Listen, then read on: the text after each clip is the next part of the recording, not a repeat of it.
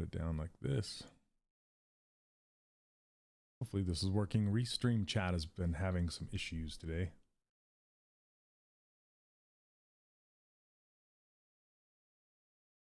All right, I'm just going to share this over on my website here. There.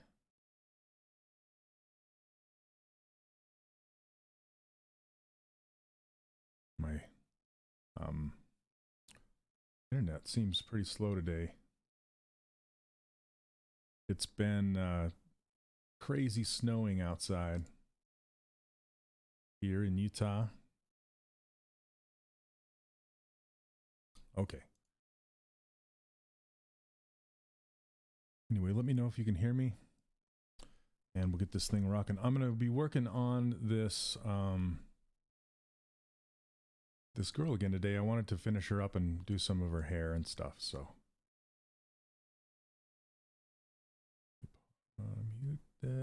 Mute this. Okay. Oh, there we go. Awesome. Hey guys, I hope there's not a crazy delay. It's kind of strange that it's not showing. Can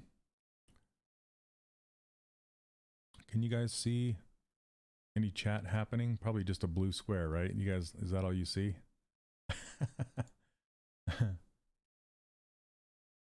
Hey Steve, how's it going?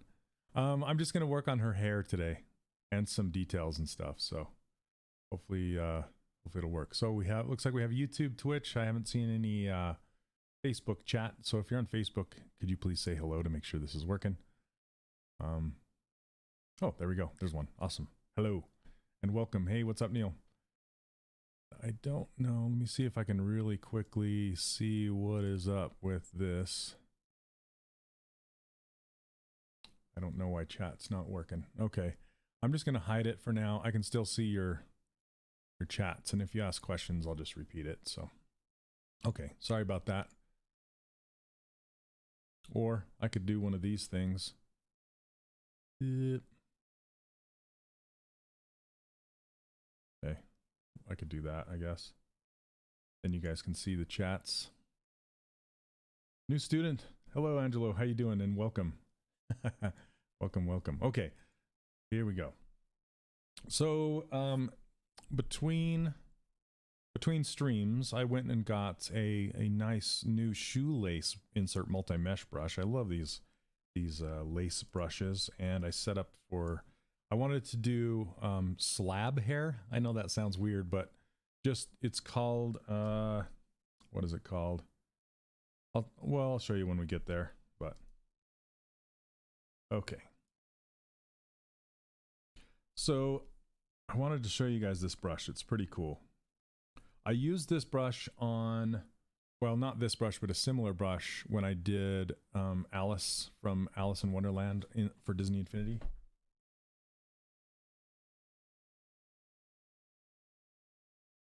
Oh, there she is. Let me grab her really fast.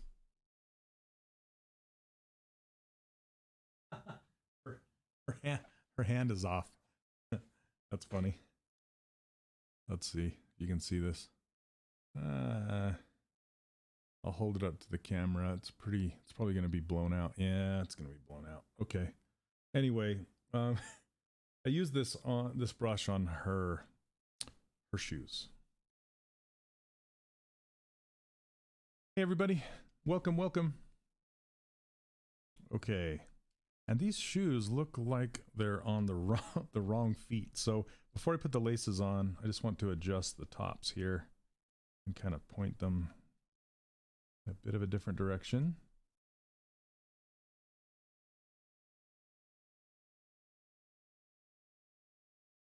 Okay. And her laces are kind of wound around her shoes, but I'm just going to put like regular laces on there. So they're right here.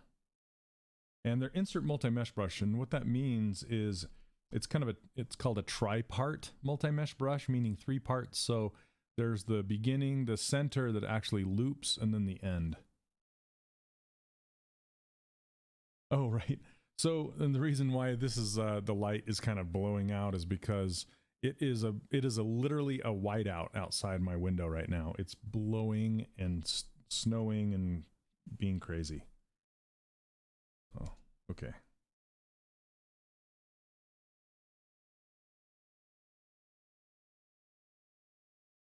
I don't know why it's not bending to match the shoe, but if I want to rig eyes, for example, blink them, how should I make eyelids in ZBrush? I read somewhere it's better to model both eyelids closed. Well, it depends. Usually you model with the eyelids closed for film and you model with them open for games, typically. And the reason why is because film has a lot more give. Like you can use morph targets and bones and all sorts of things to make your eyes work really well. And in games, you typically only have a few bones because it costs too much to put all that information into a game engine. So I would typically model them open in their, you know, their final position. And basically what you do is you just model in with retopology, you model in enough geometry to allow them to close. So, hey, what's up, Chris? 70 degrees. Okay, I don't know why this is not, it's just doing it as line or something. Let me see. Let me check the stroke and see what's going on here.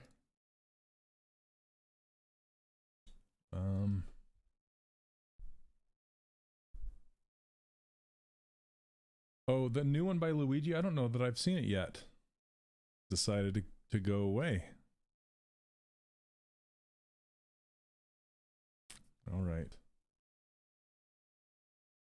Come on, Restream, you can do it.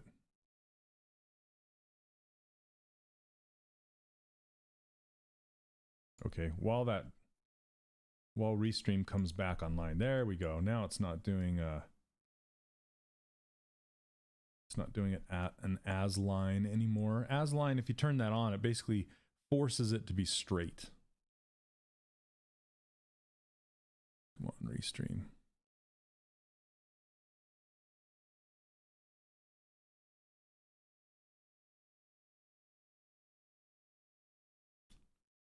Okay, we're coming back, I think. Come on, you can do it, little Restream.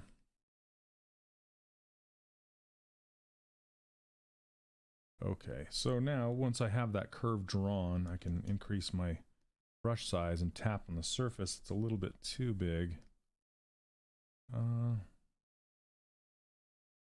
Maybe something like that. Yeah, that works. Okay, and then when you're done, you can just tap on the surface to say, all right, that's what I want. And it's usually not perfect. So yeah, so you can kind of push it down to the surface, and I'm going to split to unmask points, which will put it in its own subtool. Okay.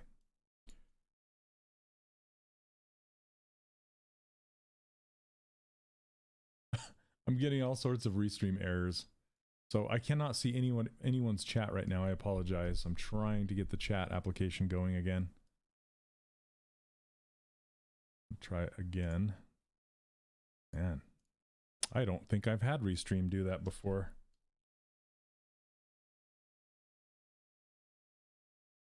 Let's try it again. You can kind of see what's going on. It's just loading for days. I can pull Twitch up. I can at least see the Twitch chat.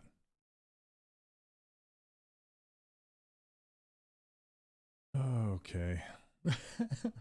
Try reloading the page. I don't even know what that means. Yeah, I can see. So I'm streaming just fine. It's just the chat's not working, so I cannot see what you are saying to me, which is crappy. Unless you come over to Twitch, I can see what you're saying on Twitch. Okay. And this is, I just wanted to say this is a concept by Choi. Come on. There we go. Aha. Now it's working, sort of. Connecting to the channels. Come on, little restream, you can do it. Oh my goodness. Not so happy. That little squid man should not be very happy. Hey, what's up, Dan? Hey, Lucky. Yeah, it's a bunch of my students, and I that's completely fine. You guys are awesome.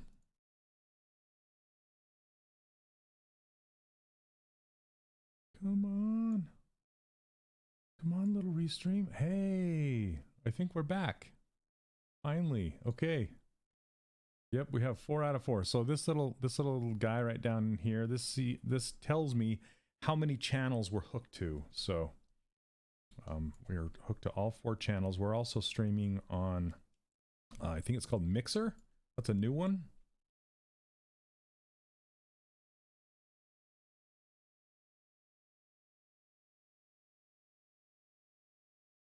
Okay, these are some weird shoes, that's for sure. Weird shoes. Rendering and watching fun. Okay.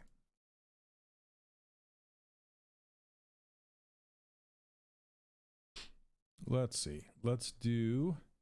And I don't know if you guys noticed this or not, but I changed the background of my ZBrush scene to match the background of TB Choi's concept, which is like this purplish background, which I like a lot. So yeah, Mixer's kind of like I don't know if it's called Mixer. It's kind of like a Twitch. Okay. So now that those laces are done, let's do a save as, since we're having technical weirdness.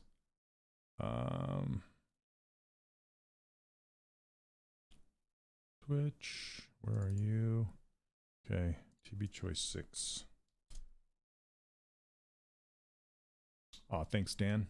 Appreciate it. Okay, so I wanted to do this strap brush. It's called Curve Strap Snap. And I'm going to mess with this hair. See if we can get it to look decent today.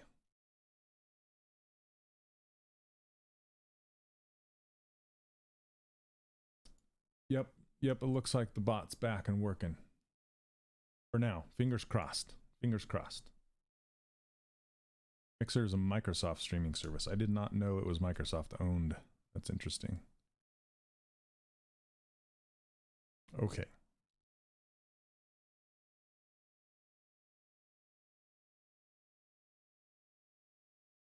So this is Curve Snap.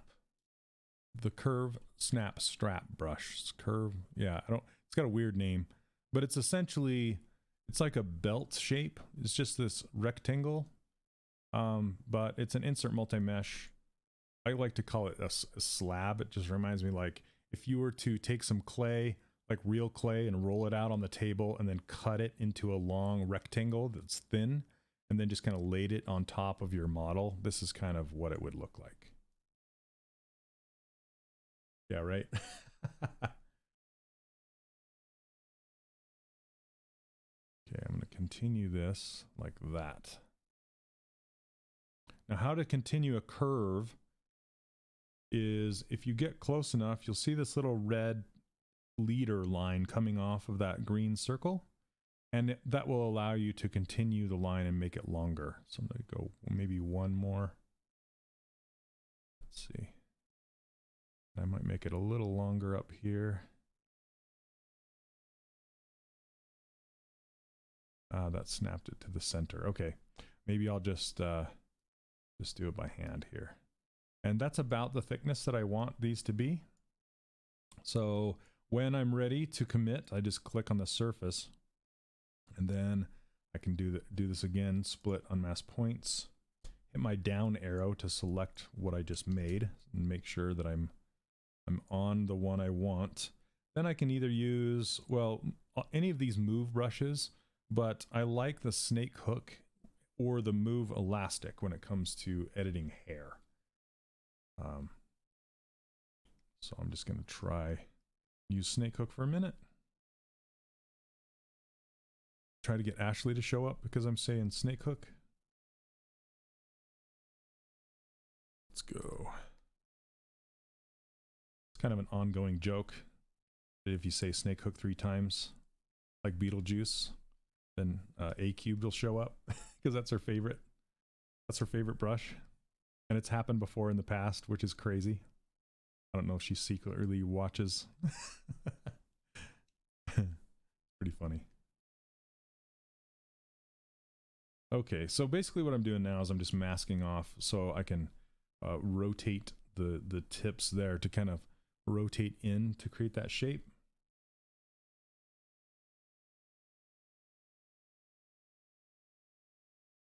Okay. And I'm going to do the same thing up here. Just kind of want to curve this in. Let's go. Maybe mask it a little closer to the end here. How are you moving stuff around with the snake hook? Just like a regular brush. You just move it around. Right now I'm using the gizmo, not the snake hook, to rotate this down because I want it to kind of look like it's originating from her head and actually growing out of her head. Like that. Okay, and then just to use the snake hook, you just make it just kind of, it works like the move brush a lot, where you can just nudge it around. And I really want to keep this square shape to her hair. So I want it to curve down into the part of her hair, but I also want it to look square.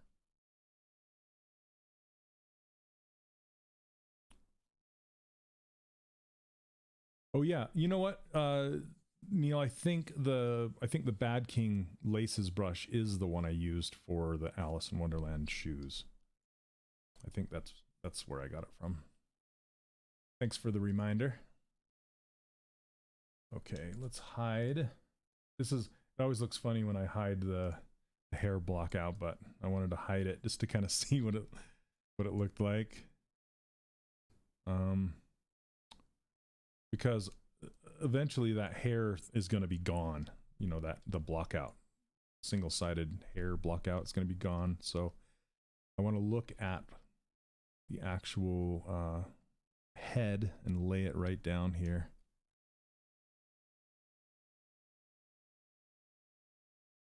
Okay. Now that we have this first one, and I generally like to do, yeah, I need to get that triangle actually to go down. Let's see, this will be tricky. I should have drawn it that way. I was too preoccupied with what Restream was doing. Hey, what's up, Grim Reaper? How you doing? Oh, my phone's going crazy. Stop it.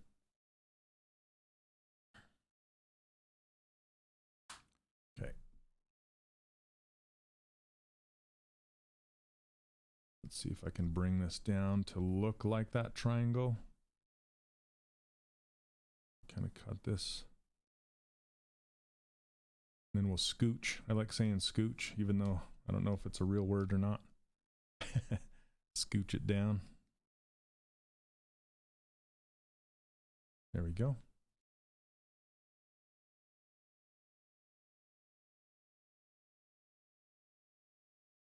I thought you can pull out the geometry far with the snake hook. You can, but it also works like a move brush, like an interesting move brush.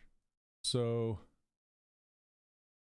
it's a little squishier than the normal move brush, and it's what I like about it is when you're trying to drag around a corner, it doesn't just stretch and be kind of weird. It will actually drag around a corner a little easier than the move brush. Otherwise, you're kind of nudging like crazy. But you know, typically the snake hook brush is known to do what this icon looks like, which is pull out little hairs and stuff like that. But for this to happen, your mesh needs to be really dense to pull out, you know, that kind of stuff. And you can turn on like the Sculptress Pro mode and do it that way. So for example, if I turn on Sculptress Pro, I could even do it to this hair right here, like that, right? So that's kind of what you're used to when you think of the snake hook brush. But it also works as a really good move brush. Yeah, it's very fast, David, for sure.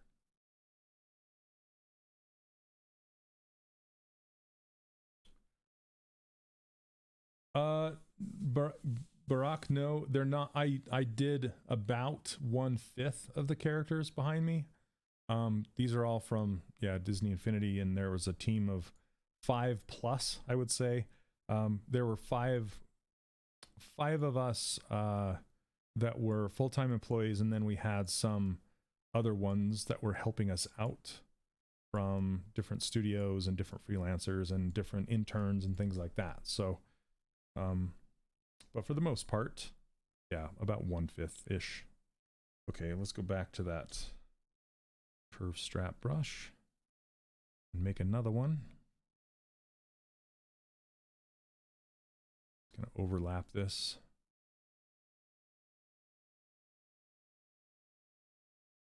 Oh, thanks, Art. I have been told that before, actually. And this good microphone helps quite a bit. But thank you so much. I've actually done a bit of voice acting, just a little bit, not too much. But I've always told people that if I wasn't doing what I was doing now, I would probably be in voice acting because I like it quite a bit.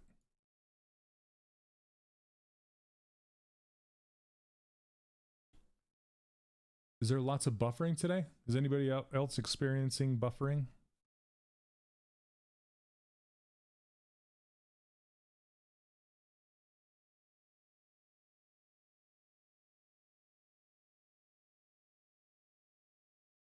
Hey, what's up, Afori?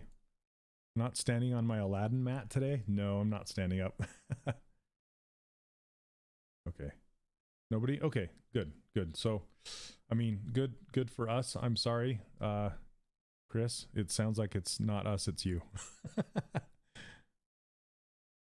Okay, whoa. I didn't mean to do that. Let's do... do I draw out each stand? I think you meant to say strand, right? Do I draw out each strand rather than duplicate the previous strand?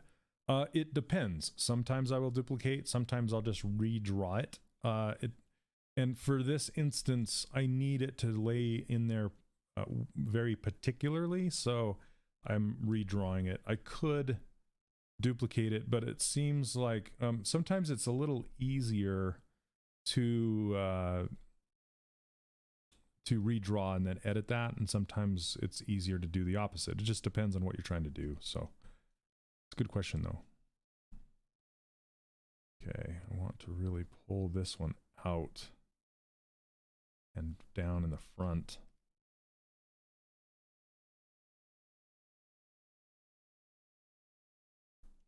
And I want to get some overlapping in this one too. Sorry, this is going to be like a hair stream. So I hope you guys don't mind. Airstream. It's like an Airstream.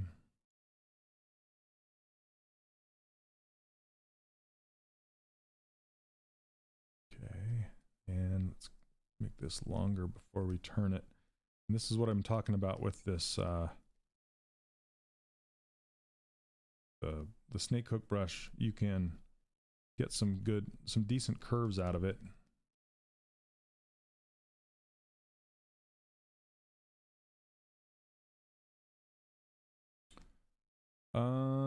Any articles, books, or videos to understand forms better, like an artistic understanding of understanding and replicating them besides practicing? Well, that's an interesting question, because it does boil down to practice, because it's how you view the forms, because it's kind of like how good you are at translating them, right? So if you can see them and translate them, then you'll just be better at it. So I don't know if there's any sort of books or videos or anything like that that could actually teach you how to see. The only way I've really been let's see, what am I trying to say? The only way I've really noticed people improve with that is by doing it and then getting feedback on it. So from somebody who can actually see the forms better than at your current skill level.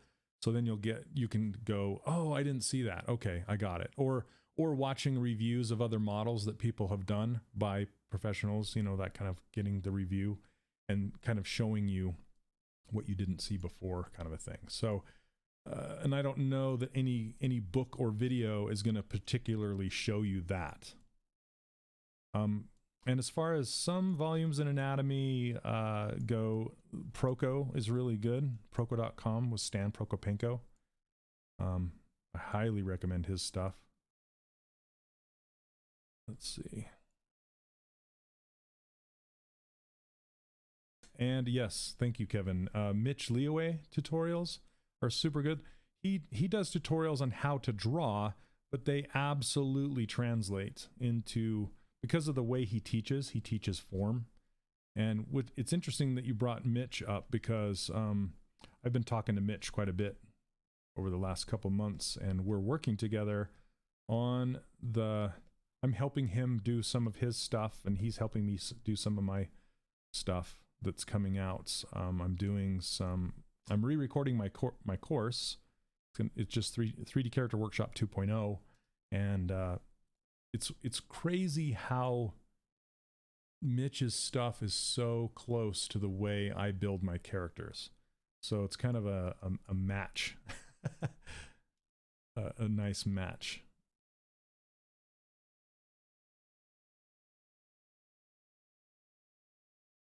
Does character anatomy apply to cartoons? Absolutely. 100%. Because you need to know how things work in order to exaggerate them. Well, thanks, Angelo. I appreciate it. No, I wouldn't agree with that, Effects, because you study realism to know how to exaggerate and simplify it. It's not a matter of this is cartoony, so ignore the realism. That's not really how it works. It's more like let's break down the simplified anatomy, or let's break down the realistic anatomy and design it and simplify it, and that way it will reflect realism, but it will be exaggerated. Okay, so I crossed the center with this one, and I can't really pull it back. See that? It's kind of stuck. So what I need to do is put everything into their own groups, and then I'm going to delete these guys. Well, actually, I'm going to delete the other ones. Let's delete these. And turn off symmetry for a moment, so I can just pull this one back, turn on Topological, pull this one back past the center line. And then mirror and weld, and then we're back. There we go.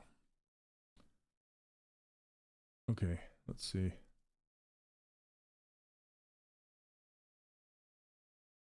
Any tips on how to break through creative blocks? Well, this is kind of a jerky answer, but one of the ways is to get paid for what you do. That way you kind of have to perform whether you want to or not, because you're getting paid to do it. The second way to do it is almost force yourself to. Like what I'm doing right here, I'm forcing myself to be creative, whether I want to be or not. I just have kind of a live streaming show where I have to kind of perform on a weekly basis, whether I'm stuck or not. So you could set yourself up something like that, where you just kind of have to get started and go, right? Whoops. Need to turn symmetry back on. And I've actually found this outlet to be really nice to keep my creativity up. So it might work for you as well.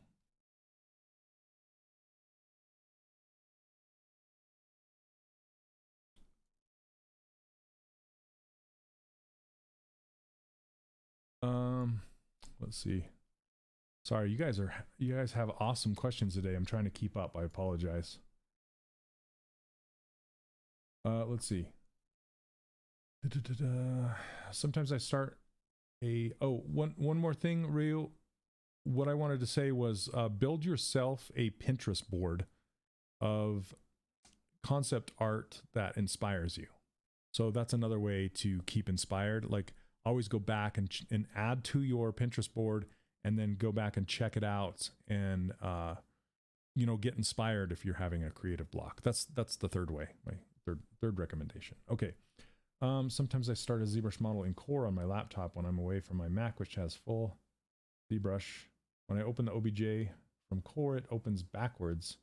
Oh, that's interesting. Yeah, I know what you're saying, Andy. I would actually, that sounds like a pretty good bug that you found. So I would open a ticket with Pixologic support and let them know that's happening, because that shouldn't happen. Before he says, do you have to build all the clothes for character and other materials on a character with the topology brush? And is it the best way? Can you throw light? It's not so there are several ways to build clothing, several ways. One of them is using Marvelous Designer, which is a program that's not ZBrush. It's kind of a physics-based cloth designer. That's my favorite way when I'm doing realistic to semi-realistic clothes. The second way is to, I like the retopology brush for doing simplified, clean topology because it keeps everything clean. The third way is by doing the mask extract method. That's probably the fastest way, but it's not the cleanest particular way. And I use that method when it comes more to more detailed clothing like lace and stuff like that. So, but my preference is I like to draw topology on the surface. I guess the other way is to start with a mesh, like I did a couple weeks ago with these socks. I started with the leg mesh and just deleted everything that wasn't the sock. That's another way to do it. So, but you don't have to use the topology brush for everyone. Okay. How'd you do the small bumpy textures on your Disney Infinity bases? I'm trying to get the same look, can't get it right. Oh, hey, what's up, Sumerian? We would just use alphas with alpha brushes, and you can click and drag the alpha detail on there. I gotta hide this. I can show you really quickly, but hold on one second. Let me just kind of, it's going to take me forever answering all these questions and trying to get this hair done. So let me focus on the hair for just a second.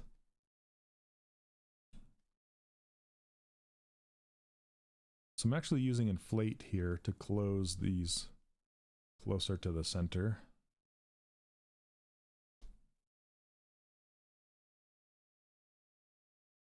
Okay. So you can find alpha maps online anywhere. There's like an alpha suppository, I believe, on ZBrush Central, and you can just get alphas from anywhere. Just look up alphas on Google. Let's see. So if I go to this ruler, hide the ruler, divide this up a bit. I'm just going to divide this sphere up. And then if I just go to a brush that, let's do just the standard brush, and then you click to this drag rectangle right here. This is the stroke type. Then you can load in an alpha, any of these alphas, or load in your own alpha like this. Okay, and then you just use click drag, or you can hold down Alt and do an impression like that. So it depends on the detail of the alpha, and you can just kind of drag your surface detail like that, if that makes sense. Okay, does that answer your question? That's kind of how we made those bases. So, hey, what's up, Mike? Thanks so much.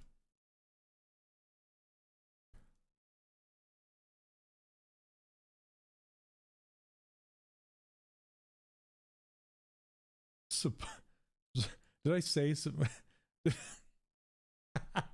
Did I say suppository? Repository. Thank you. Thank you. Thank you for that correction. Yeah, that doesn't go up there. That doesn't belong there. Oh, that's funny. Sometimes I get talking too fast and I just say, you know, say things I shouldn't. Oh gosh. You know. Can you generate an alpha in ZBrush from a scan? No, you can generate one from a model, yes. I rarely do. Oh, I do it sometimes. I don't do it too often though. Yeah, you did. Oh, funny. Okay, just trying to keep this square, bring the squareness back.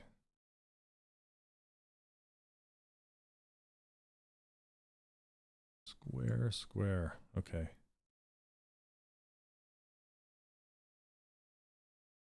Let's see what happens if I turn on dynamic. Yeah, I don't like that.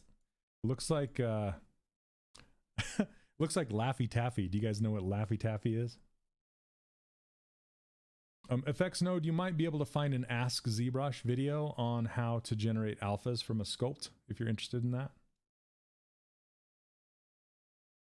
Okay, so for this, what I could do, and I probably will do, is I'm going to do some creased edges along these. So I can try, let me see. I can try doing a group by normals. That worked. So, well, it worked except for up in here. Thanks, Zofo. Did you recommend? I teach how to do retopology for game characters in my course, and I don't use ZBrush for that. I'll typically use something like Maya Quad. What is it called? Hold on a second. I need to, so basically Quad Draw. Thank you, Lucky. So basically I need to change this fall off, this angle, because this auto polygroups will put anything in a group that's past a certain angle. I can adjust the angle settings on that. Anyway, if you'd like to know how to do game retopology, I do cover that in my course. You can check it out, 3dcharacterworkshop.com. And I go over how to retopologize characters for video games in my course.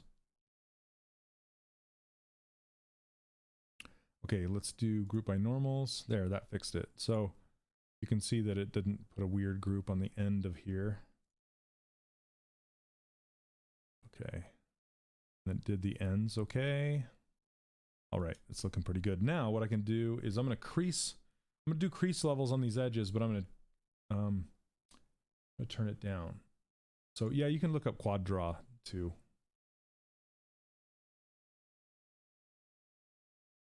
Okay, I'm gonna go under crease and turn this crease level to 3. Okay, as long as that's set to 3, when I hit crease polygroups, it's gonna put a creased edge around all these polygroups, and then when I hit D now, that's what it's gonna look like. Nice and clean. Okay, that's better.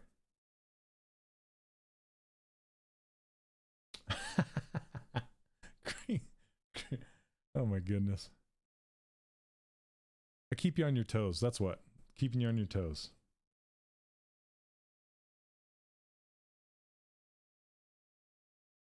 Okay.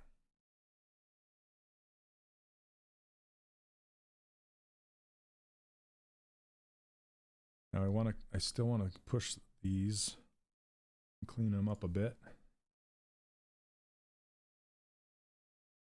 And kind of push so it's not so thick.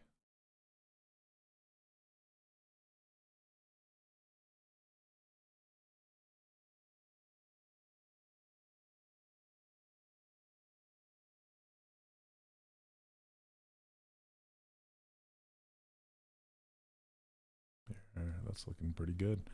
I like that. So this is kind of getting pushed in too far. So that is a problem with now. I'm gonna undo those groups, because when I'm trying to hide, I want to try to hide this top strap, but you'll see it hides these polygroups that I didn't want. I mean, I could unhide them, but it's just kind of a pain. So what I'm going to do instead is just hit auto groups again, and then mirror and weld again. So now I have just two groups. I can hide the original. Oops, there we go.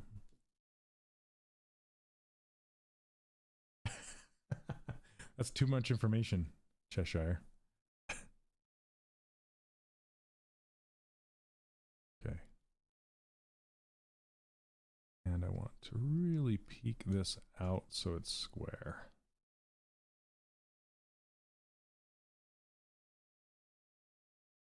Yeah, I need to pull this back with her forehead. Good point. You know what? I think you're totally right. I'm going to pull this whole head up. And see what it looks like. Here we go.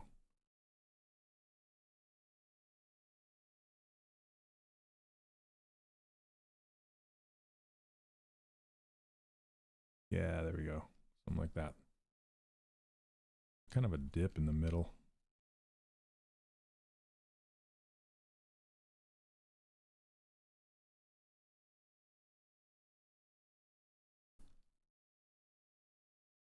Okay, let's see. Let's go back to the hair and fix that now.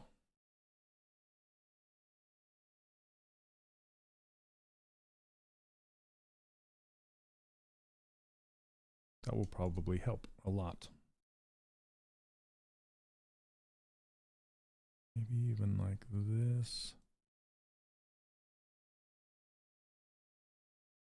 Now I can pull the sides of the hair down. That's why I was having that battle. See, sometimes you just don't see what you don't see. you gotta fix it. All right.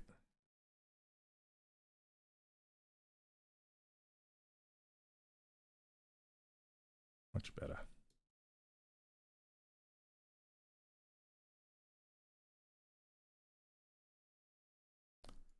Dip, dip.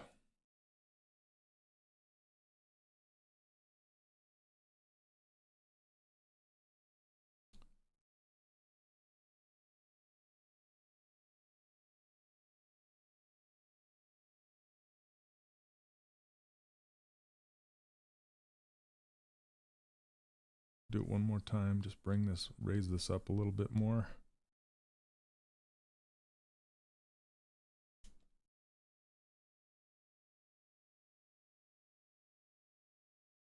There we go.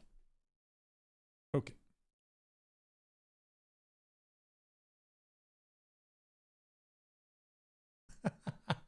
Damn, right? Just got a face only a mother could love.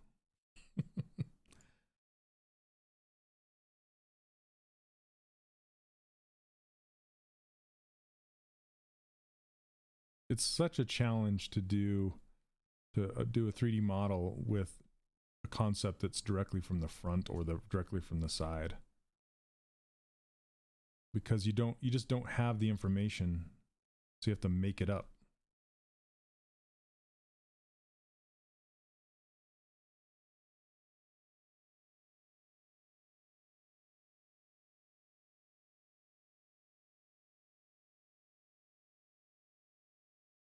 Make that curl. There we go. Try to get that straighter. Like, I want a straight line. Whoops. It's just going from her ear to her part. It's just straight as I can get it. Like, she's drawn it here, but it's just fighting me because her head is naturally round. Like, from this angle, it gets pretty straight. But from this one, to get it to wrap, it's just kind of difficult. Hey Mosin, how's it going?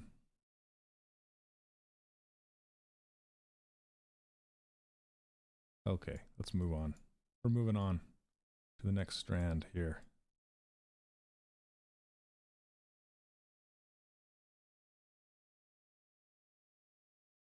I love it when you always grab the one you don't want.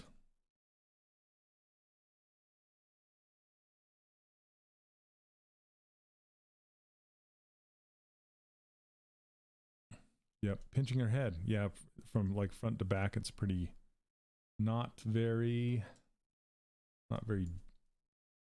deep.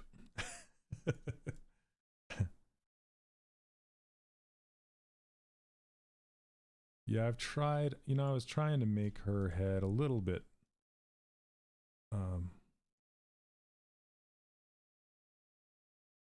deeper, but it just looks weird once I start going back. Give her a really super square head. Super square. Let's turn up that intensity.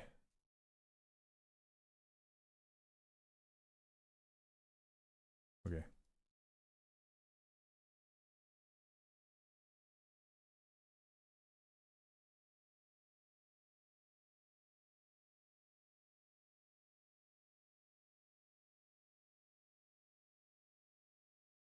Okay, let's get the next one in there.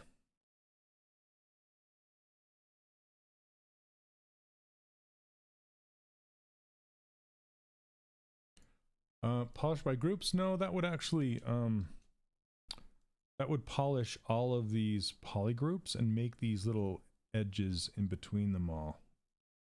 But I know what you're saying with like up in this area, but it's fine. It'll get there. Okay, let's see.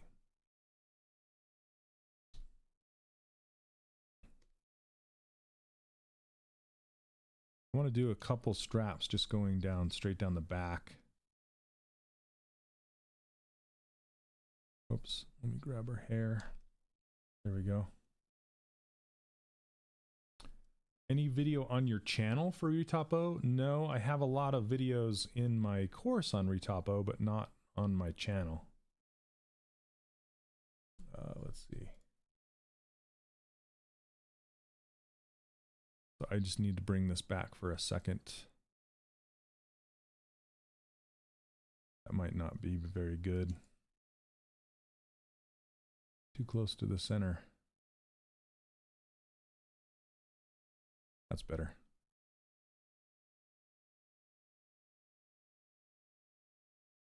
There we go. Okay, that works.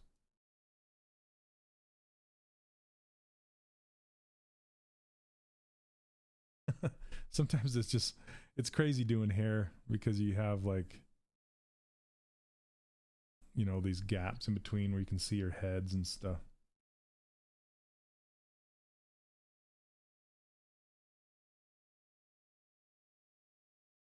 Yeah, Danny, I highly recommend Danny's stuff. He's awesome.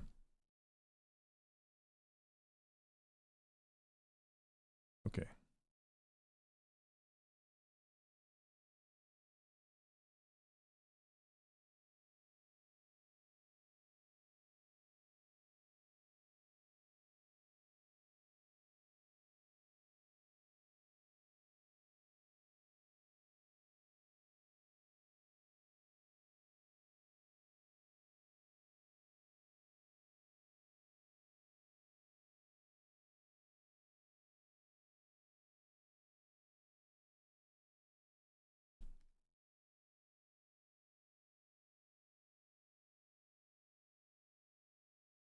Danny used to stream on this channel quite a bit. Whoops. But he's taken to streaming on his own for a while.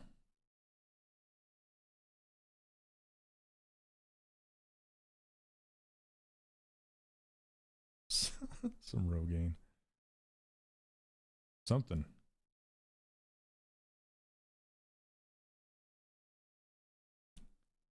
I need Rogaine. Okay.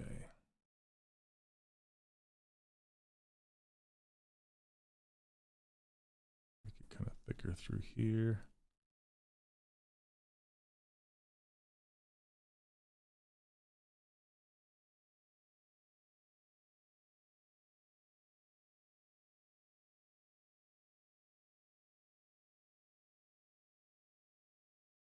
Maybe a little bit bigger than that. Whoops.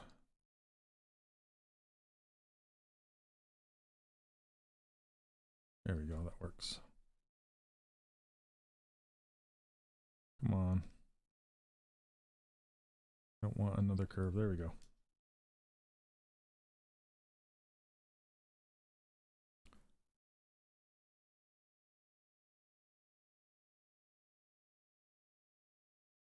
Yeah, topological and masking, they don't really get along with each other. Do not work well together.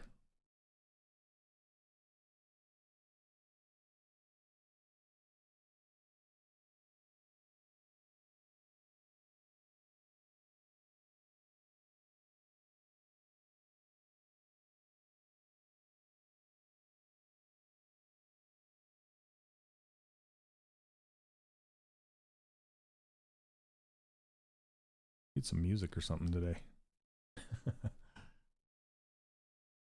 I usually listen to music when I'm sculpting, but when I'm streaming I don't. Sometimes it gets pretty quiet. Plus my kids are screaming in the background.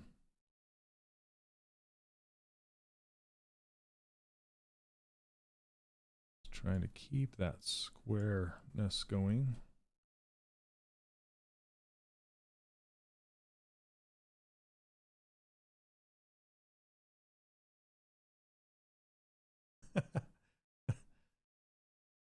That's funny, Angry. Like, reminds me of that joke.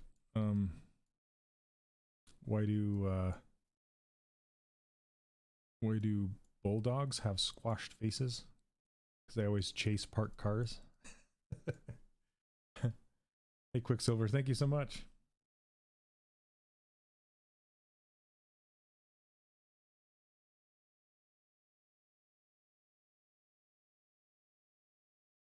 All right, save.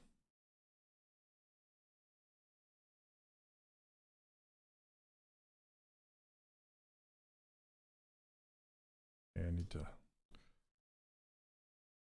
let's fill in this last bit here.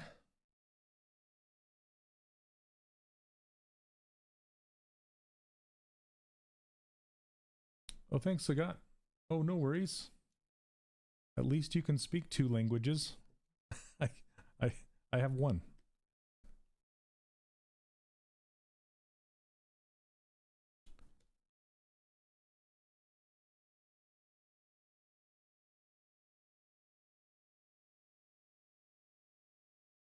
Maybe a little bit bigger.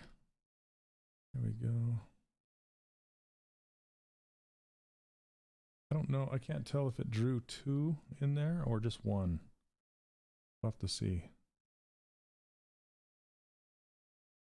Looks like it did 2. Okay, so in this case, what I'm going to do, let's solo this. If I do auto groups, you can see it clearly. I drew 2 down the center. I only want 1. So hide 1 and delete it. Kept the white one.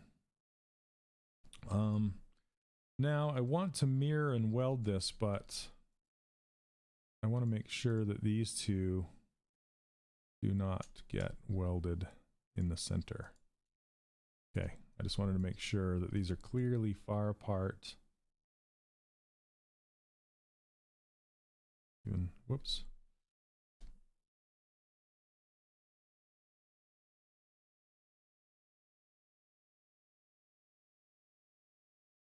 Oh, thanks so much. Should check out Point Pusher as well. His name is Danny Williams. Michael DeFeo's another good one. Dylan Ekron. I can go on and on. I have all my favorites.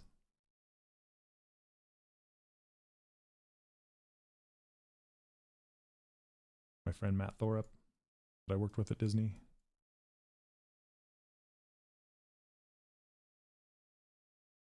Okay, so now I can mirror and weld this.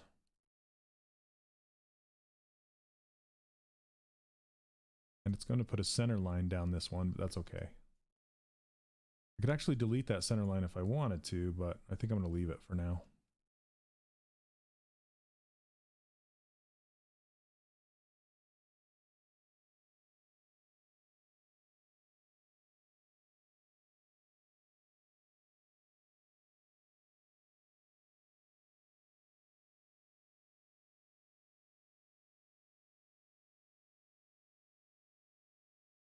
Sometimes I use the mouse and I don't know why, but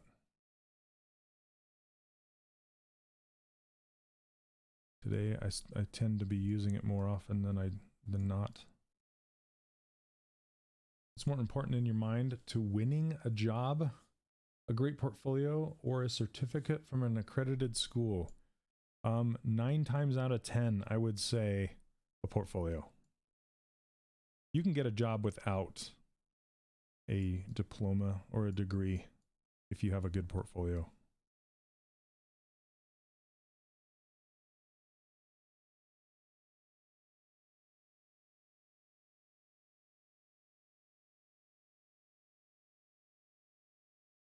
And yeah, some students in my online course have actually gotten jobs without diplomas.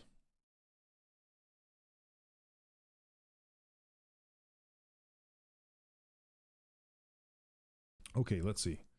I'm going to use the Z modeler to cut a few lines in here so I can turn this.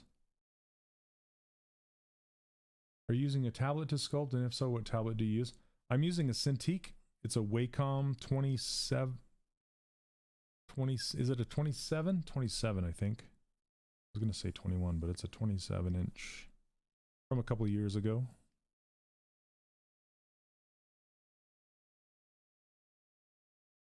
Maybe one more closer.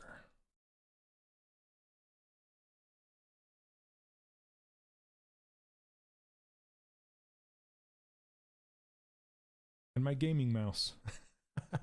Yeah.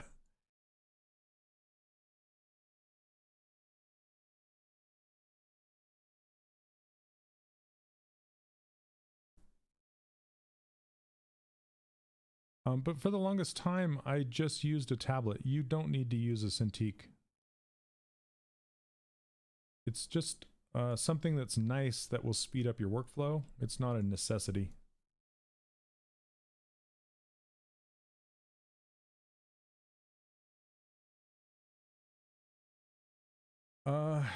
Hey, what's up, Polypaint? What is the difference between local and visible symmetry center? Local is the center of the object. Visible symmetry is the center of the world. My image is out of focus. Are you talking about my camera? Like my webcam?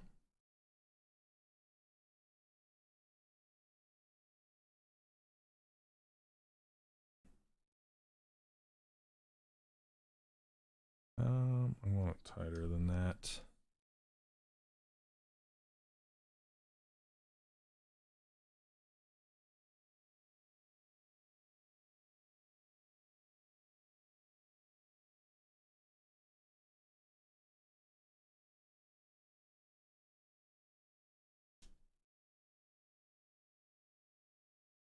Yeah, do not. Well, my biggest advice, Quicksilver, is do not use a mouse to sculpt with. I'm using a mouse to nudge points around with, and that's fine, but if you're going to actually sculpt, don't use a mouse. And the reason I say that is because a mouse is either on or it's off. Yeah, foot to the floor. That's so my comparison is if you were trying to drive a car with a toggle switch instead of a gas pedal.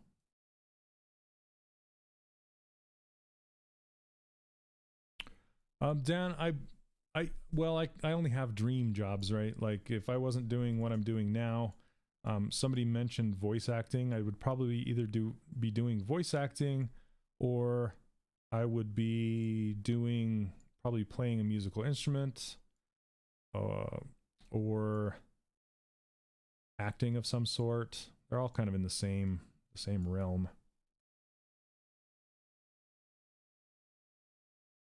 Okay. Yeah, Neil, I have an Intuos as well, that I used to use before I got a Cintiq, and it works just as well. You don't need to go buy some fancy dancy pad in order to sculpt with.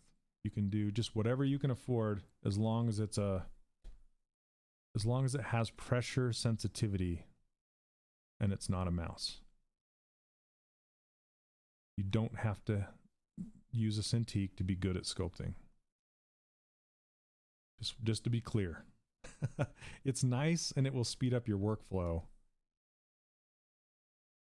but it will not help you see volumes and forms and all that kind of stuff. Hello from Algeria. How are you?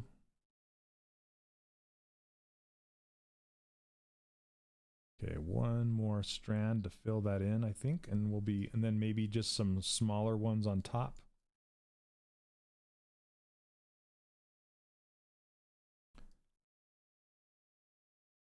All right.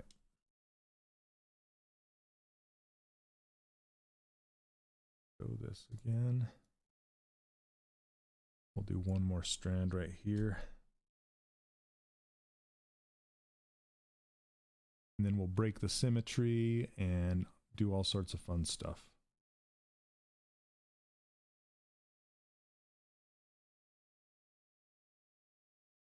You have a Wacom Pro?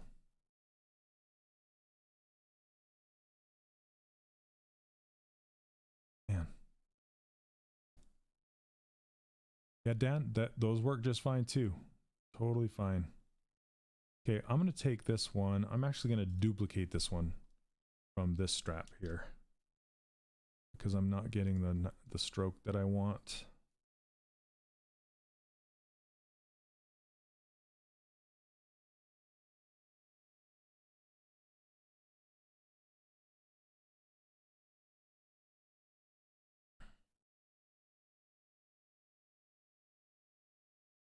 Error, I have never used one before, so I don't have an opinion on them, but I know people that have them and like them, so I've always used a Wacom tablet in my career, so that's all I can really speak to.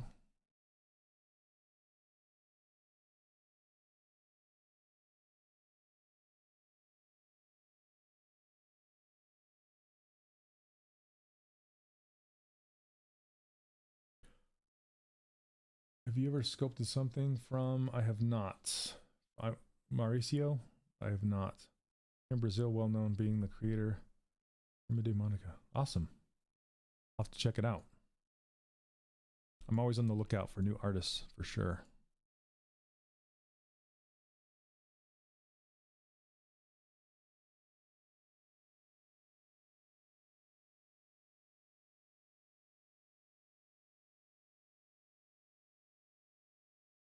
Have you used that, Dan? Have you like actually putting it? Have you actually put it to use and tried it? Does it work? I've heard mixed reviews on people that have tried it.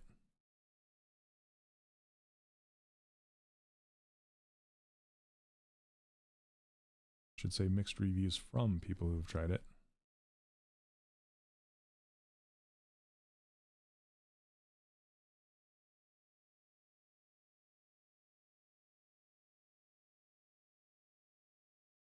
Yeah, like I said, I mean, I've even used, like, I have a Microsoft Surface, and that has a touch, or it comes with a pen, you know, and it has its own little touch screen and all that, and it works just fine.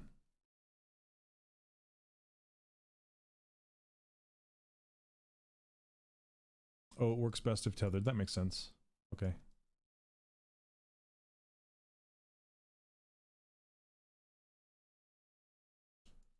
Okay, I actually want this to kind of sneak out from behind here like this. Gonna add some interest. Push this in. Pull this guy out.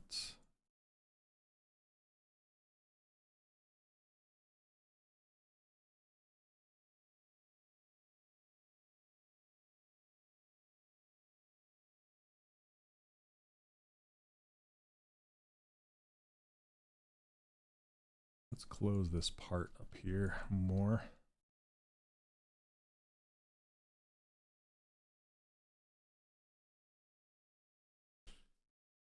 How do you like the Surface? I've been considering getting one sort of a tablet upgrade. I do mostly digital art and painting at the moment. I like it, but yeah, it depends on if you're how many other apps or programs you're going to use.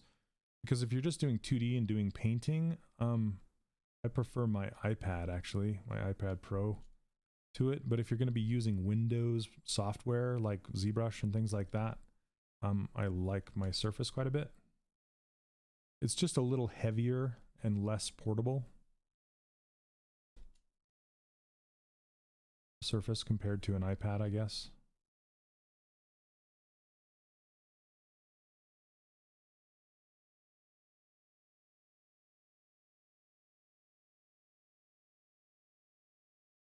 But I dig it a lot. It's nice because it's like I mean, it's essentially a laptop, right? So it's like a Windows laptop you can do stuff on.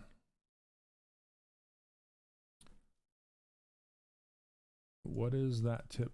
If ever use Wacom, what is wrong with Wacom? I use Wacom, it's great.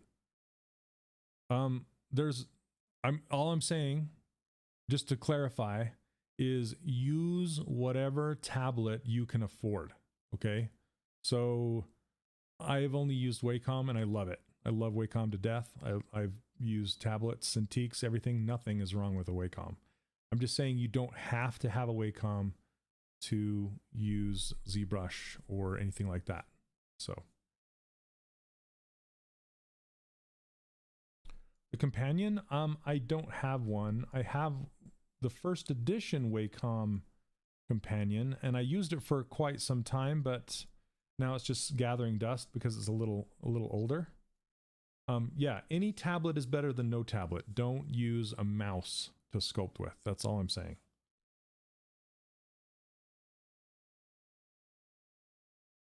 Oh, okay. Got you.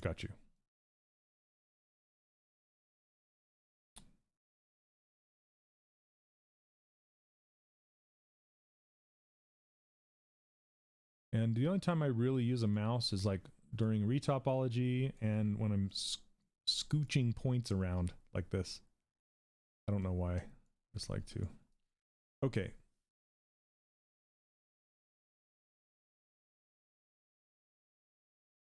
Just want to make this a little more square.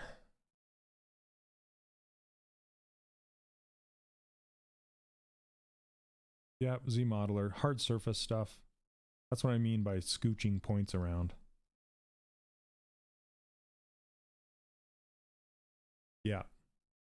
Yeah, and retopology works really well with retopology.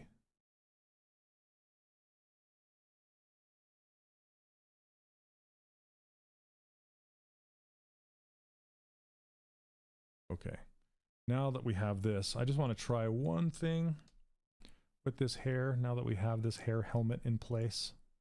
And that is, I just wanted to see what it would look like. I gave it a little more volume in the back. I like it. Yep. Even though her head is shorter, just give her hair more volume. That works. I want to pull her nose out. It just seems flat from the front. Maybe.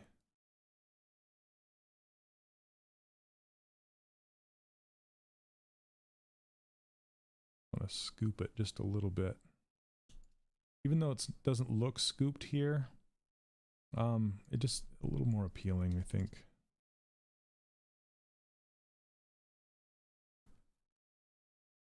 Is that the flip normals one, Neil?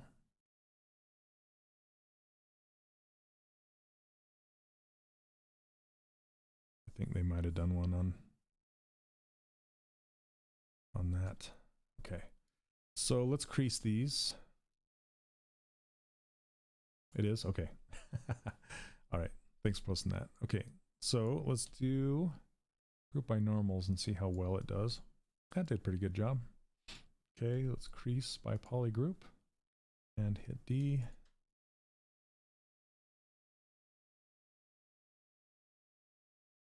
Okay. Now that we have that,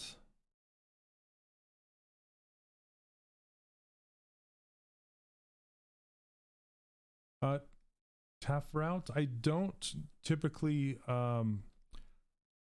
give feedback during my live streams because then it's not fair to other people watching. I give feedback to I do a Q&A session for my students every week of the 3D character workshop, and that's typically where I give all my feedback. I might do some more on my, I'm thinking about starting up a YouTube channel. I might do some on there. We'll see.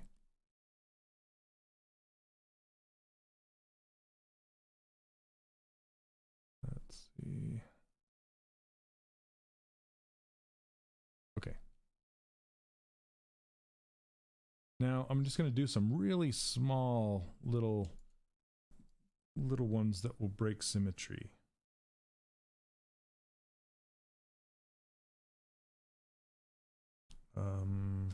Keep looking for this brush that's not on my interface.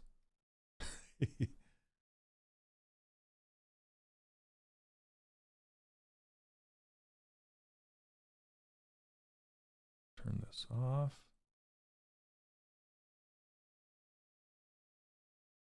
Man, okay. Try that again. I might just have to draw it on one and then stretch it out.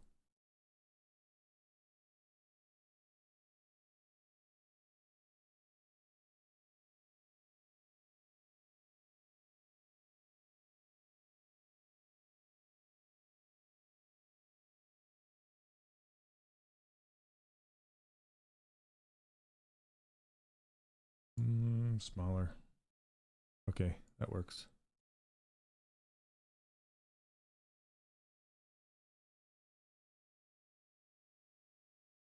Autosave. Good time to take a drink. Gotta open it first. That would work.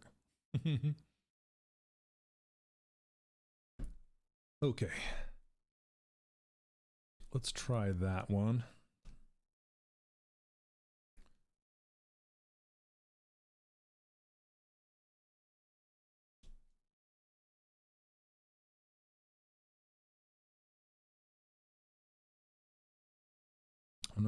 Now this is when move elastic works really well, because it's really springy and stretchy. So it'll move like it has a really big fall off. I think I want it thinner too, so let's mask off this half and bring that side in. Something like that.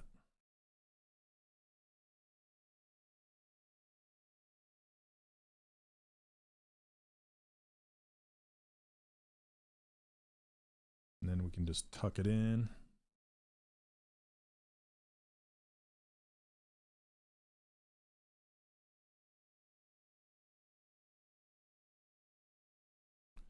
Using the snake hook brush, just gonna put it in there. These are what I call flyaway hairs. They're just something to use to break up the symmetry.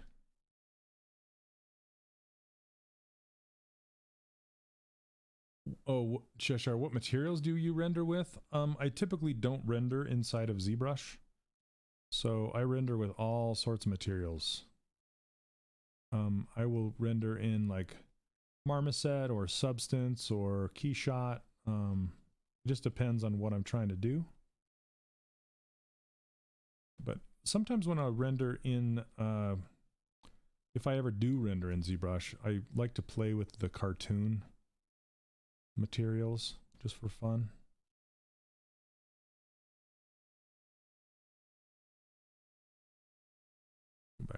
Plastic.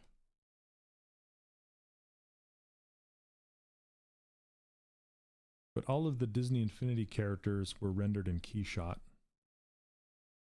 for the marketing shots.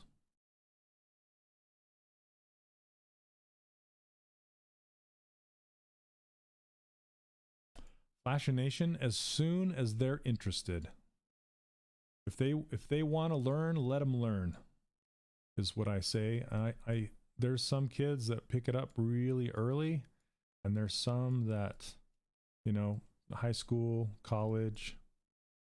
But like, I have a 12-year-old, and she really wants to get into 3D printing. I just barely picked up a Form 2 3D printer this weekend, and she's really interested in printing some of her own stuff.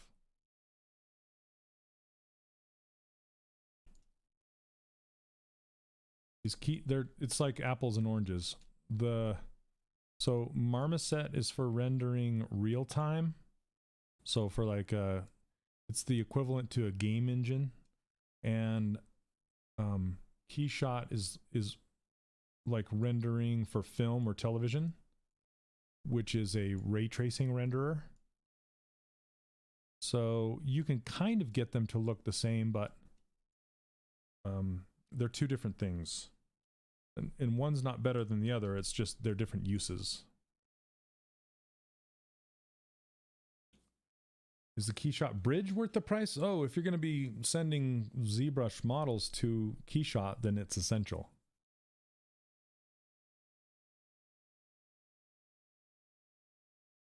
No, Dan, that actually happens because of the way ZBrush works. That's part of the 2.5D that ZBrush uses. It's a 2D program until you rotate your model. It's kind of hard to explain, but that's why you'll get edge artifacts when you're moving things around. And that's why sometimes you'll get a CPU hit when you start to rotate something, because it calculates your entire model and then tries to rotate it.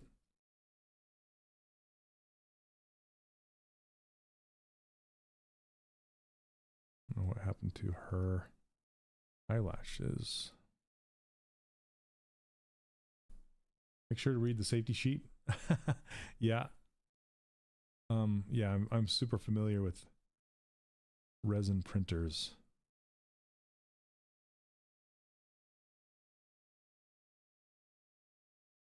Let's see. Yeah, Flash Nation, totally. If they're interested, let them do it. There are actually some that exist, Cheshire. Okay, let's get some creases going on here. I just wanted to do a few more flyaways down the sides, and then we'll be done with the hair, I believe. Let's see. We'll just do this again, group by normal, crease polygroups, and hit D. Should be nice and smooth now. Yeah, I'm not a big fan of what's going on right here.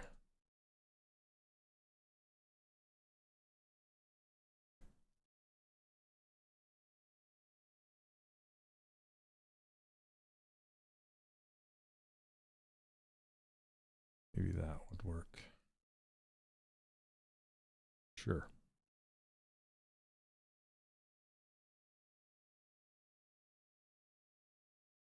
Yeah, I've seen some that print like in cake frosting too.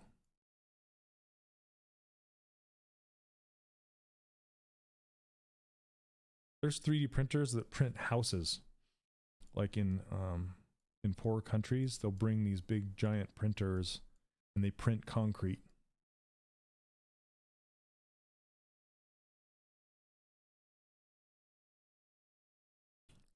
Mosin, my course is for all ages. I only have one course, and I have some people in there that are, oh, I don't even know how young my youngest in there. I know I at least have a 16-year-old. I don't know if I have any younger in there. And then the oldest that I know of is 70, like 78, I think. I'm not sure. So, I mean, age is just a number, so. And I don't really like to talk about tuition costs on my stream because it changes. So if somebody watches this video back later, it could have changed by then. But it's all I can say is it's comparable to other online courses that are that have as much information as I do in mine. Yeah, printing burgers and pizza. Crazy. Okay. I don't know how I feel about printed burgers or pizza for that matter. I can see like you know, putting the sauces on, it just comes out of a printer, but I don't know. Let's see, I'm trying to decide how I want to do these flyaways, these last two flyaways. Thanks, Neil.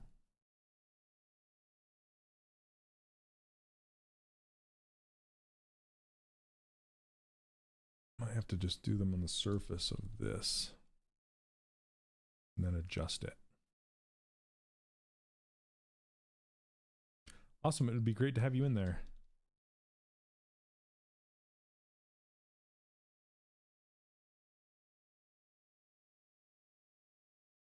Thank you, Mike. I appreciate it.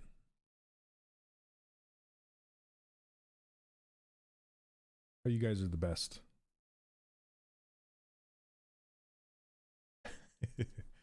Makes me happy. That's why I keep doing this. Delighted students.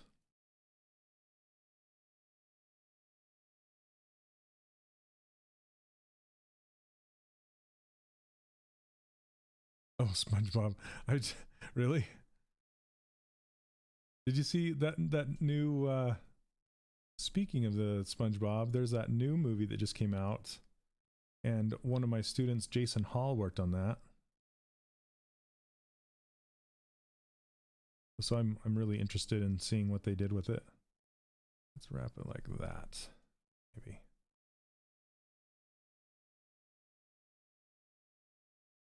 Hey Anderson, how's it going? One of us.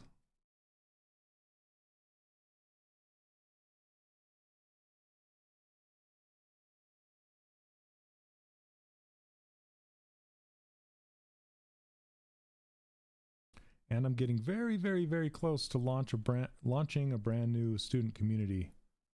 So that's happening.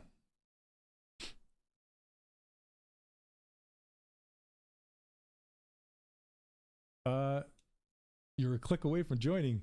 Why didn't you join? No, but then you wanted to ask, do you teach from ZBrush to Photoshop in depth? Because my Photoshop sucks.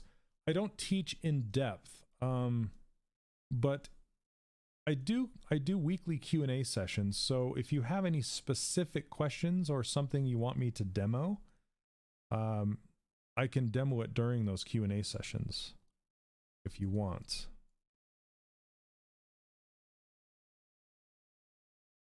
I do talk about Photoshop somewhat and how to use it in conjunction with baked maps and things like that.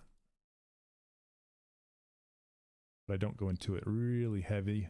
And one of the reasons why is because I already cover 3, sometimes 4 or 5 different softwares, and I don't want to have the students like have to feel like they have to purchase a whole bunch of different software.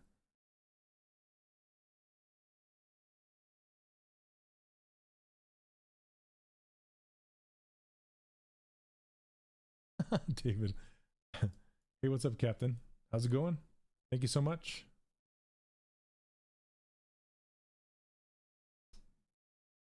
You guys are all about the peer pressure.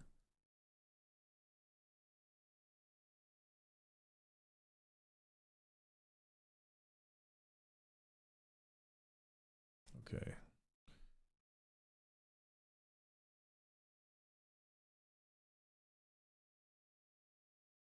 We do the whole group by normals and crease polygroups. Also, a brand new student challenge is starting up today. I'm going to go make a video for it right after I'm done streaming today. And I'm going to announce it. So you guys, you students in here, watch your email today. It's coming. And Neil, you win because you guessed it. Wasn't too hard to guess, but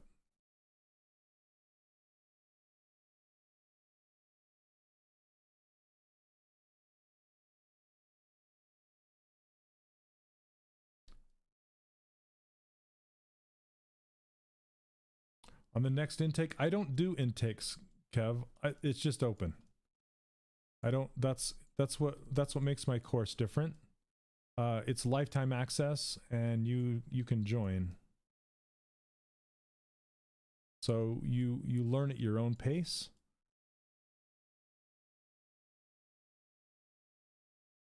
And that's kind of how it works.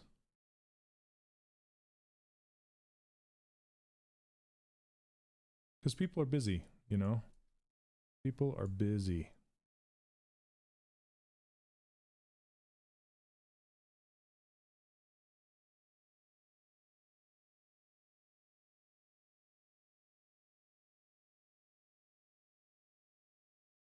Okay. I think that'll work for now. Push this one, this strand, whoops, not the whole thing, just this strand in a bit.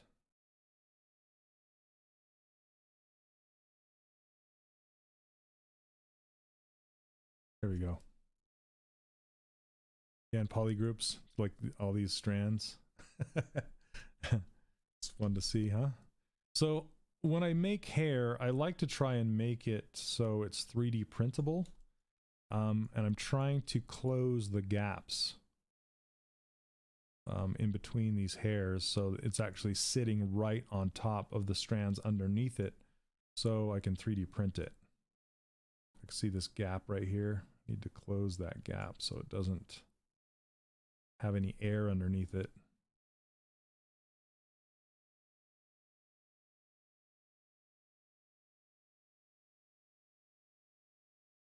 Let's pull this down a little bit more.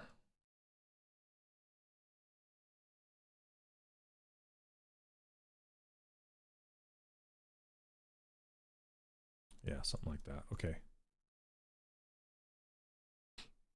So I'd probably combine this and clean it all up too.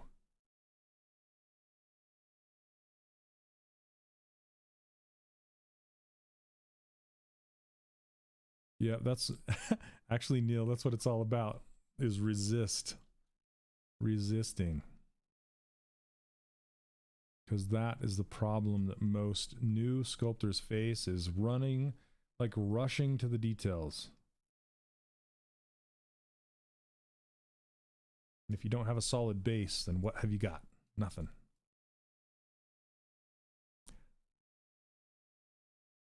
Okay, so let's add a few little details here and there.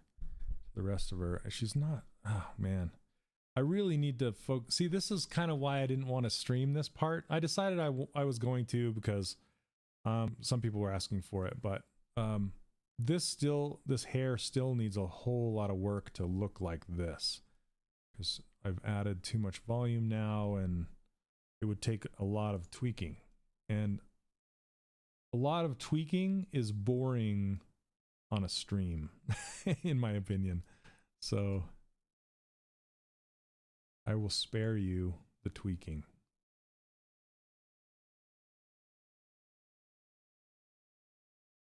Yeah, now our head's kind of poking through. That looks horrible. Look at that. He's like, now she really needs Rogaine, huh? Yeah, I'll do the shirt decal.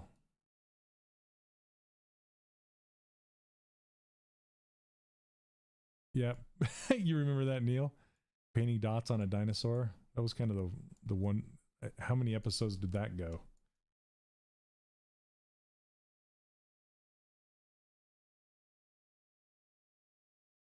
Let's see. Well, she does need she needs some polish. How's that?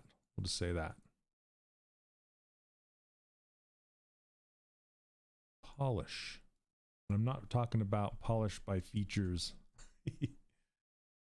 Okay, we'll just leave it as is. Let's do the decals and stuff on our shirt and whatnot.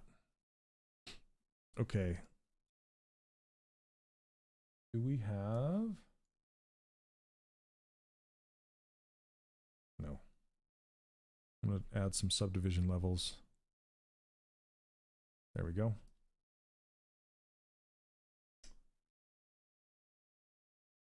Is it difficult to sculpt the hair with fiber mesh? It can be for sure. I typically don't use fiber mesh because I make characters for 3D print and games, and fiber mesh does not work in either of those cases. So I usually don't do too much fiber mesh unless it's just going to be a render. But I've done some characters in the past that I've used fiber mesh on. Like if you go back and look at my, let's see, like Frankenstein has fiber mesh, I believe. Okay. Making sure I have this. Now, here I'll show you a little trick we can do. It's a total cheaty trick you can do with Spotlight. So let's pull Spotlight. We're going to use Spotlight for what it's actually used for. So that means we have to turn Spotlight projection back on. And then I'm going to turn the opacity down a little bit and hover this over the shirt here. Oh, the Einstein, that's right. I forgot about that. Maybe put the opacity down a little bit. Let's see. Yeah, something like that. That's close enough, I think. Okay, now. But what's better, to make hair in ZBrush or in Maya, or is it irrelevant? Completely irrelevant. It depends on where you want to do it and what your final results are. What you want your final results to be. Like if you're going to do hair cards for a video game, or if you're going to do you know, stylized sculpted hair for a video game, or stylized sculpted hair for 3D print. Okay, I'm going to turn symmetry off, and I'm just going to paint this on her shirt like this. Kind of hard to see. Actually, I'm going to show you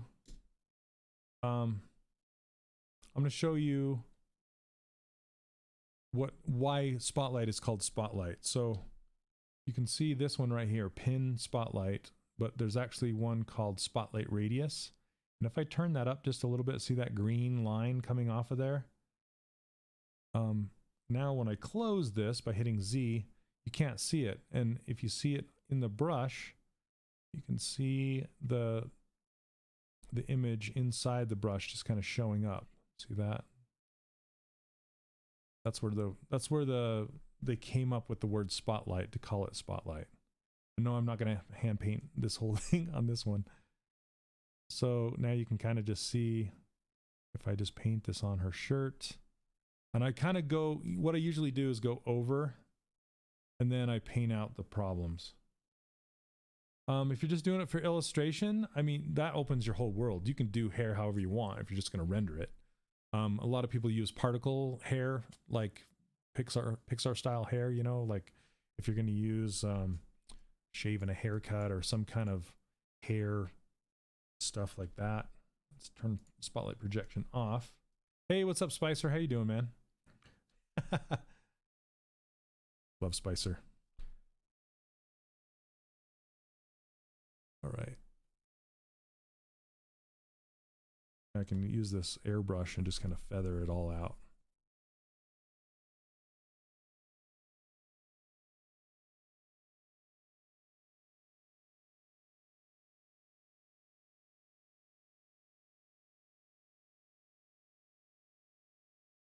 Something like that, and then we can see how it's got these two lines in here. Paint those out.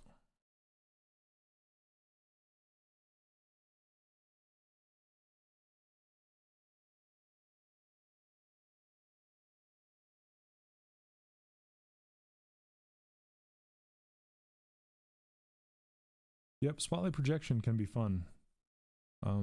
Especially if you're trying to get, sometimes I'll use it to get the start of a texture going if I don't quite understand what's happening with that texture. Like for like say a dinosaur scales or something like that, and I want to hand paint them. And there's already some scales in the concept that I can see, but they're not super clear. I can at least paint them in one location and then copy them over and over throughout the rest of it.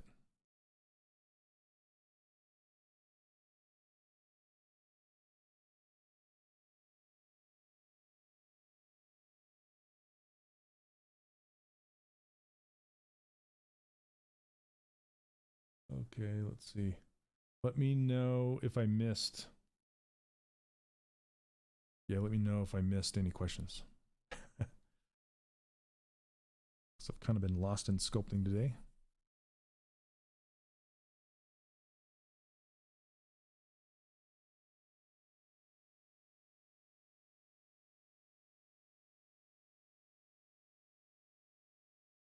Okay, so you can kind of do it like that. You can also use Spotlight to help you with placement of geometry. So for example, like say if I want to know where those pockets are, right? I can line up her shorts and just kind of roughly get them to where they would be, and then just paint them on. So I'm going to use symmetry this time. I just kind of, let me grab these shorts, hit apply, subdivide up to about 1 million, like 2 million. I'm just using the airbrush, so it just kind of lightly gets them into place. Here, let me do the hard paint. Why is it not? Maybe I shouldn't do. I don't know why it's going. I'm going to turn my spotlight radius down just so I can see it all. Oh, did I turn spotlight projection? I did. Gosh, I turned it off. That's why. Okay, it's not going to work unless spotlight projection is turned on for this. And I can even like, well, let's turn symmetry off and get the fly line and maybe these crease lines just for fun, and then turn this off. And then it'll just kind of give us, well, I guess I wouldn't use these. But it'll just kind of give us an idea of where these things live, right? So like these pockets, now I could do, like, let's see. For example, I could mask this out. Well, let's use a pen, mask pen. Like I can mask right up against this pocket here. Let's turn on symmetry.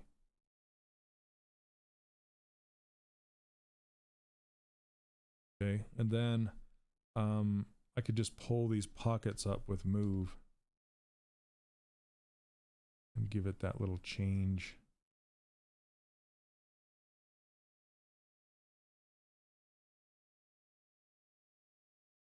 And then you can just like paint back over the top of this after you're done, and there you have your pockets where they should be, kind of a thing.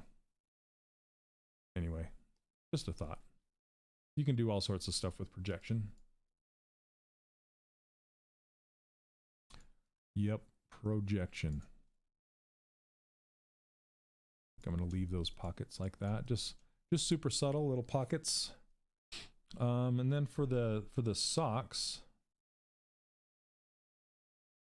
let's see, let's bring her back. Not spotlight radius, opacity.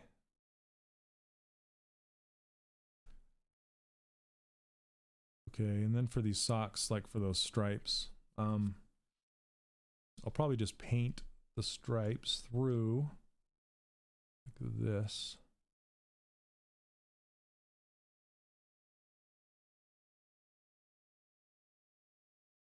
That's too much. Okay. Or I can hand paint them, or Yeah, it just depends on what you want. See how this is dropping like this. So another thing you could do is kind of straighten out those socks, paint the lines, and then move them back to where they were. There's nothing wrong with doing little cheaty things like that either.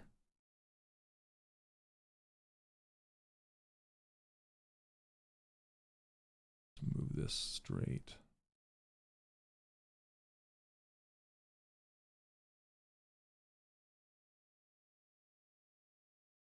Maybe like this.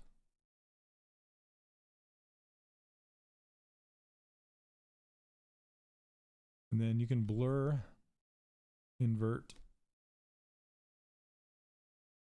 and grab the color out of here. And then fill it.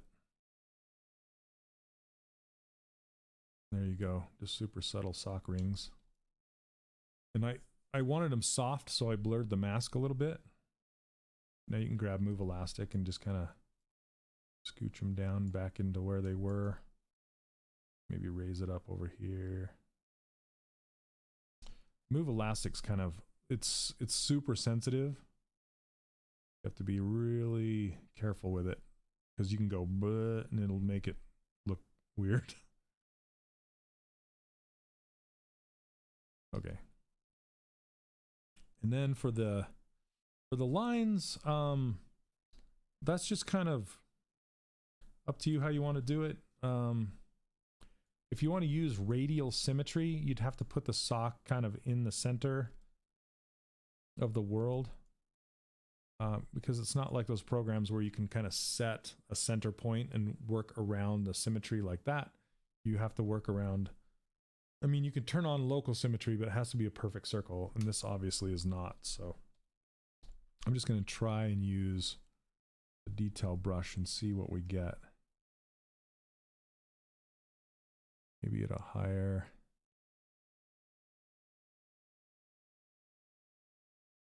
Yeah, see, it's just subtle enough where you can see it in certain light, like that. See, from straight on, it's almost disappearing. And you can just kind of draw your lines through here. And these, if you're doing a game character, these would transfer in the normal map and catch light. Let's do that one again.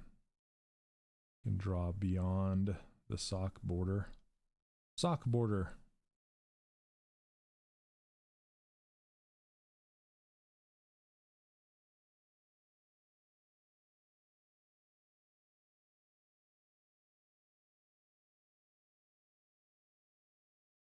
Sure, that works. So subtle sock details there. You can do the same thing around these pockets.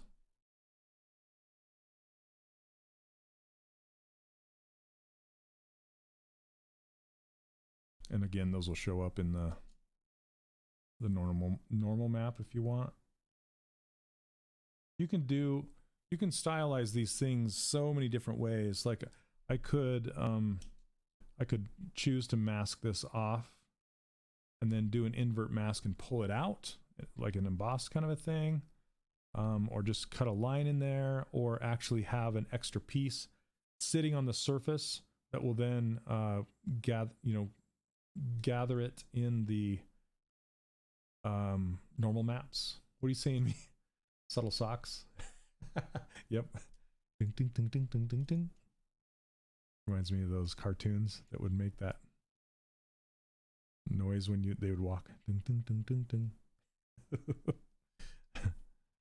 Okay, for the fly, I think I want to just mask out one side and do this subtle. Just pull it out with the move brush.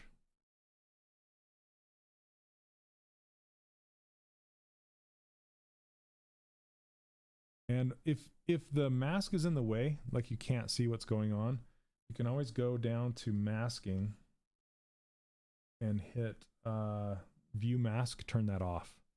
and it's still there, but you just can't see it anymore. So then you can get an idea what you're actually doing here and how far you're pulling it out, because it was kind of harder to see with the mask turned on. There we go. Clear the mask.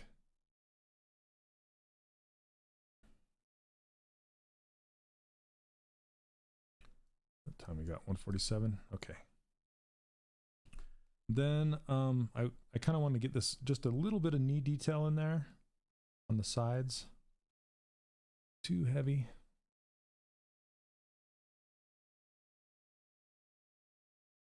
I'm using the cloth brush. Notice that you don't only have to use the cloth brush for cloth. You can use it for other things as well. And then last thing I want to do is put some sole on these shoes, some soles. So let's duplicate these guys and solo them and delete everything that's not the sole. Good thing I already have polygroups here. Delete hidden. And then we'll add some thickness, which we can do with the Z modeler brush. We can also do it with the panel loops. If you guys have ever seen the panel loops, let me turn off double because I think it's okay.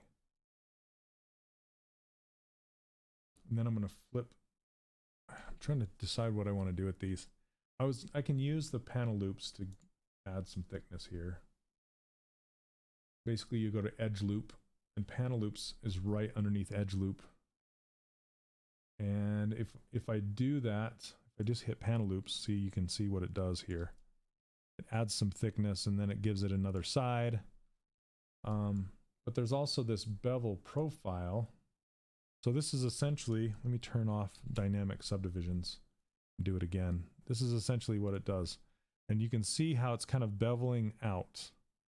And how to look at this is, it's kind of like if you're looking at the spine of a book, and that spine, the silhouette that spine is making, that's kind of how you look at this bevel right here. If I undo that,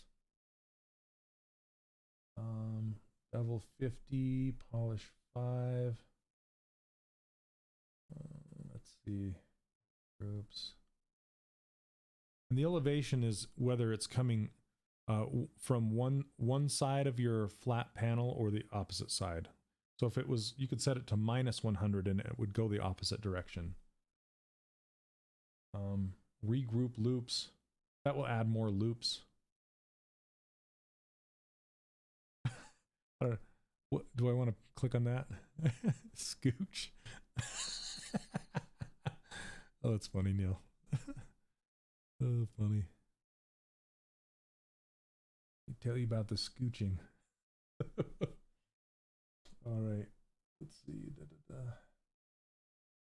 Group loops. There's also group loops. And group loops you can set to like 4 of these, and you hit group loops, and it's gonna. Well, this actually works better when it's in the middle, when your polygroup is in the middle of a big area, and you just want to cut it out and make it have an edge. That's what group loops is for. Anyway, loops, I think it was here that I was thinking about. 4. There we go. Okay, so the loop number right here is how many, a bowl of group loops. Follow my nose. The loop count is how many subdivision levels within that thickness you're going to have when you hit panel loops. So, for example, if I have like 6 in here, and now if I change this bevel profile to be something crazy, here, let's do, if you want to get rid of these dots, you can just click and drag them off of here. You can do something crazy like this. This is way crazy. Just something like this. And then you hit panel loops. See what it does to that sole? it does some kind of funky silhouette stuff to it, which is kind of fun. It looks like my shoe is hidden still in there. Delete hidden. Let's do it again. But anyway, I don't want all this stuff. I just wanted to kind of show you what you could do with it if you wanted to. I'm just going to bevel it like this and have just one loop like I had before. We're just doing simple soles.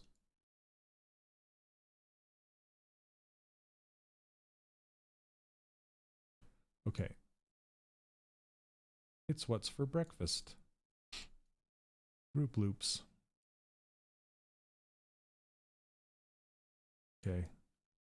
Now we can give it, I want to give it kind of this, we'll start with this purplish color, but then I want to bring it down. I guess it's more of a reddish. Fill it. Because I want to make it a sole, but not as dark. Or I mean, yeah, not black or anything like that. I guess I could go this gray. Solo this. And shape this a little bit better.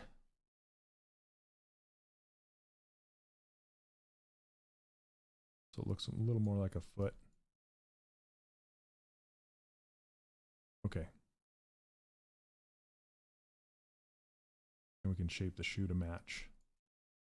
Kind of looks like an ice skating shoe without the ice skates on it. Really weird. And then I guess I could give this thickness too. It's really thin. Put it all in one group and actually give it some thickness. So again, I could use the panel loops thing. See, it does the same thing where it fills the whole, or it adds thickness, but you can see that it's like extruding the whole thing and giving this thickness, which it's kind of going a little too far. So let me do, let's do elevation 0. That will put half in and half out from the base level that it's at. Try that. That's a little better. Then we need to fix it.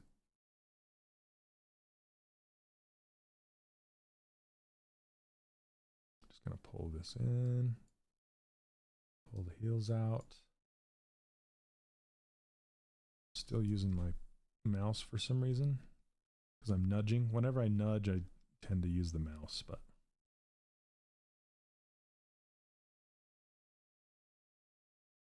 then I can also give this thing thickness. Now with this one, it's auto-saving. Now with this one, I'm going to go -100 and push it into the shoe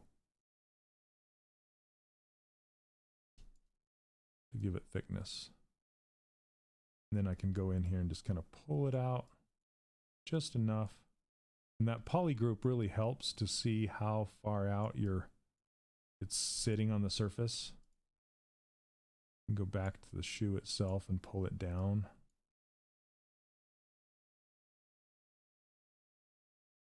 Okay. Pointy elf shoes. Good times.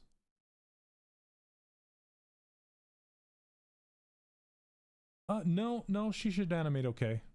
The only problem is she'd have to, like when she's walking and stuff, her arms would have to clear her hips. That's probably the only issue you'd run into. Longer feet tend to be the thing that creates problems for rigging and animation. Like it's very, very difficult to animate Mickey Mouse and Jiminy Cricket because their feet are so gigantic. They almost have to hop up in the air for their feet to clear underneath them. But I think with hips this wide, it wouldn't be too big of a problem. All right, good question though. And then it would be a matter of testing it, right? So you'd have to kind of send it to the animators and the riggers and see if they're going to have a problem with it. But for the most part, it should be fine. I was an animator for 5 years, so that's kind of where that experience comes from. And I rigged characters for about a year. Yeah.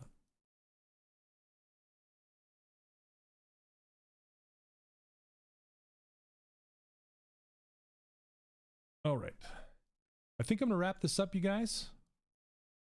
So I think we made some progress with the hair and the decals and that kind of stuff. I'm still not happy with her hair. I think it would take another hour or two of nudging and polishing, and I'd probably combine it all together and soften things up a bit, so it's not so stringy across the top. Yeah, and adjust this forehead and try and get those straight edges down here. But for the most part, I think it turned out okay. Let me see if I can grab this color and just fill it, make it look better. And then grab this underneath color. We'll do some gradients on it.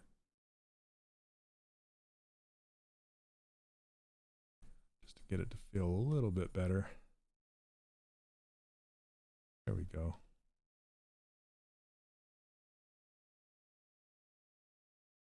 And we can turn on perspective and turn the perspective down a little bit. I was hoping I would get a chance to pose her. Her pose isn't really that difficult. I just put her hands behind her back, and then lean her to her right and put her left leg out like this. But anyway, her head's a little too big, and her irises are slightly too big. Anyway, it would take some tweaking to finish her up, but I can only do so much during these streams. But thank you everybody for hanging out with me today. I really appreciate it. And as always, I give away these brushes and this user interface for free over at my website, 3dcharacterworkshop.com. I also teach a full comprehensive course on making game characters and toys and all sorts of stuff. So if you're interested in that, it's also over at 3dcharacterworkshop.com. You can click on the course button, and there's a video that tells you all about it if you're interested. Also, you can send me any questions you'd like at support@3dcharacterworkshop.com if you have any questions about the course, and I'd be happy to answer. So, all right, you guys. Thanks, all my evangelists. Awesome. Okay, you guys, thank you and take care and have a wonderful week. I will see you next Monday. All right. Well, take care. See ya. Bye. You're welcome. Bye.